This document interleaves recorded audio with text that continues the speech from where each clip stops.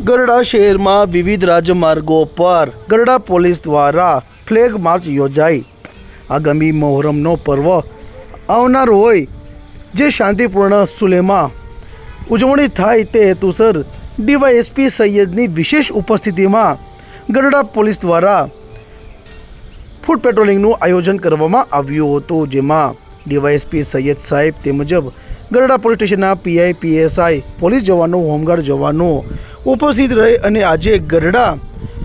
શહેરના બોટાદના ઝાપા વિસ્તાર, ટાવર રોડ તેમજ સ્ટેશન રોડ સહિતના વિવિધ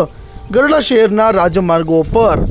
ફૂટ પેટ્રોલિંગનું આયોજન કરવામાં આવ્યું હતું, જેમાં ગરડા પોલીસના જવાનો તેમજ હોમગાર્ડ જવાનો પોલીસની ગાડીઓ ઉપસ્થિત રહી હતી અને આજે ફૂટ પેટ્રોલિંગનું આયોજન કરવામાં આવ્યું હતું, જેમાં ડીવાયએસપી તેમજ પીઆઈ દ્વારા વાહન ચાલકોને નિયમ અનુસાર પાલન કરવા અંગે તેમજ ટ્રાફિક નિયમોનું પાલન કરવા અંગે યોગ્ય વિનંતી કરવામાં આવી હતી।